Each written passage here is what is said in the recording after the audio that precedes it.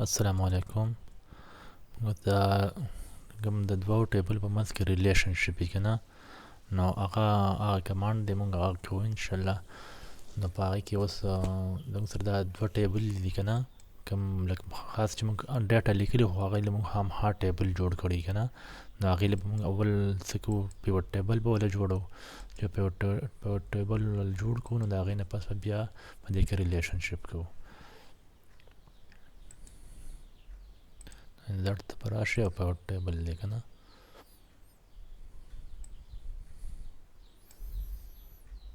دلته کې به تاسو دا چیک په خامخا کوئ، add this data on the data model. دا به لازمي کوئ چې تاسو ته پوره ډاټا ایډ شي دواړه ځایه.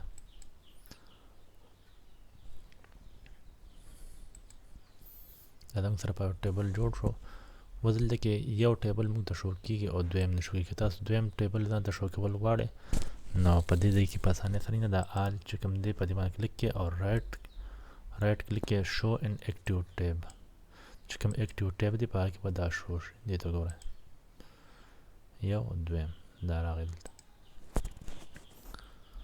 اوس په دې کې فرض کړه دا کوم چې زمونږ اولنی ټیبل دی که نه، کوم دا یو شیټ ون والا، د هغې نه مونږ څه راخلو، آی ډي راخلو او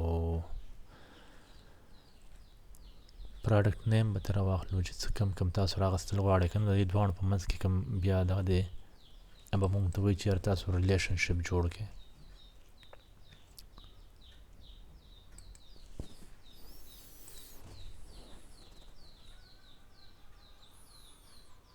فرض کړه د دې نه مونږ آی ډي راواغسته او پراډکټونه ته راواغستلو او د دې نه مونږ نیم راواغستو چې کوم ځای لرې څوک دی که نه. نو دا دې مونږ ته وایي نه جوړېږي. تاسو وګورئ وي کریټ ریلیشنشپ بټوین ټیبل may be needed. نو دا په د دوو ځایونو نه جوړېږي. یو چې دلته کې تاسو راشئ دا ریلیشنشپ ووایئ او یو د دې ځای نه جوړېږي چې کوم یو تاسو ته اسان دی جو هغه جوړوی شئ. که هغه دلته کې کلیک کړئ جو دقه یو شي ته راځي. نیو ورکه دلته کې ورکه رپورټ 1 ورکې، رپورټ 2 ورکې او یا که ته وله د دې ټیبل چې کوم نوم یې که نه دا دی دې ته وګورئ نه موږ خپل د مخکې نه ورکړو ټیبل 1 او ټیبل 2 یا رپورټ 1 او رپورټ 2.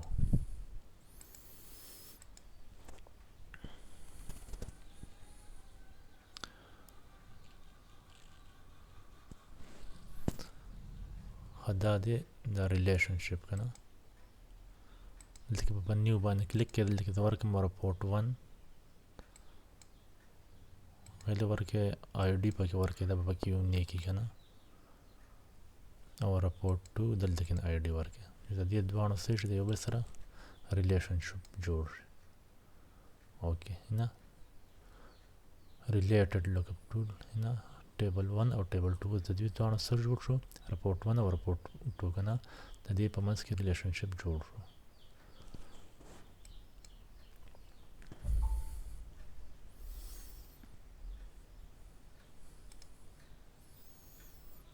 ګوره اوس کوم اولنی ټیبل چې دی زموږ سره که نه اکټیو ټیبل کې چې زموږ سره کوم اولنی دی هغې ته ګوره رپورټ 1 او دویم څه دی رپورټ 2. موږ د اولني نه سره واسطه موږ ته آی ډي راواغستله او بیا دې سره واغستو د دې نن آی ډي او پراډکټ راواغستو د دې نه به نیم راواخلو که بل څه تاسو راغستل غواړئ. تاسو د دې ځای نه جوړ کړئ که نه زه وایم چې یاره دا به ډېر ښه وي ځکه بیا به درته تنګول بند نه کوي که نه. دا اوس بار پیدا شي زه راځي رپورټ 2 دی د قاعدې ده relationship already exists between these two columns. in already جوړ شوی دی او دلته کې دا شی سپک په مهارتي تنګول کوي.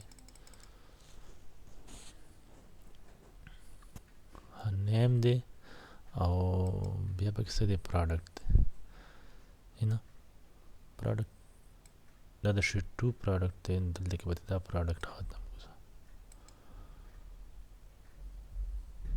سیلینګ پرایس په ورسره ولیکو چې په 100 باندې خرڅېږي په 100 باندې خرڅېږي که نه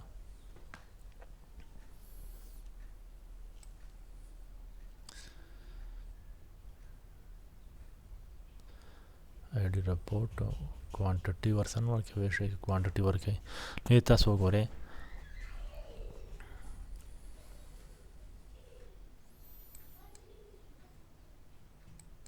ریټ او که ټوټل ورکوي جو ټوټل ورکوي شو دا دی په منځ کې څه دی هغه ریلیشنشپ دی تاسو وګورئ اوس رجسټر دی 14 کوانټټي دی که نه او څوک یې خرڅوي اویس رجسټر یې خرڅوي نو په رپورټ کې اوس ګورئ ورکه دا چېرته لږ داسې شي چې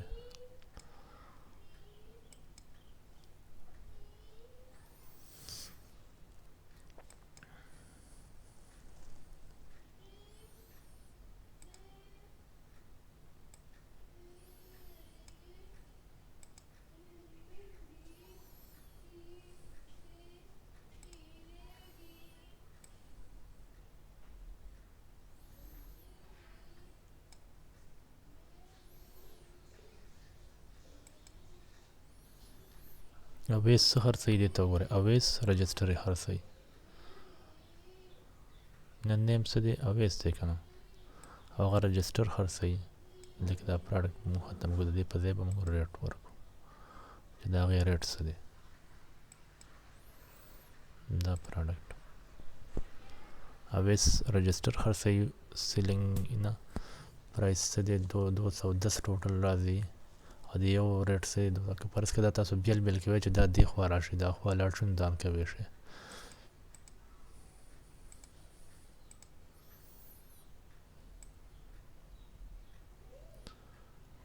اول څه ولیکئ نیم لیکلی شوی دی او پروډکټ نیم هم لیکلی شوی دی نو دلته کې سیلینګ پرایس په دې باندې تاسو ورکئ دا سیلینګ پرایس ټیبل ختم کړئ او د دې په دې باندې ورکئ دغه ریټ به راشي او وروسته بیا سیلینګ پرایس ورکئ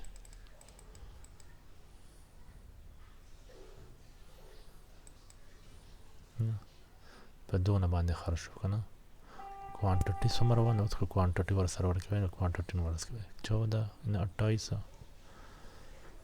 ټوټل راځي که نه او دا د دې څه شو ټوټل دغه دی دغه ټوټل تمره ختم کړي دا به په لاس کې راولي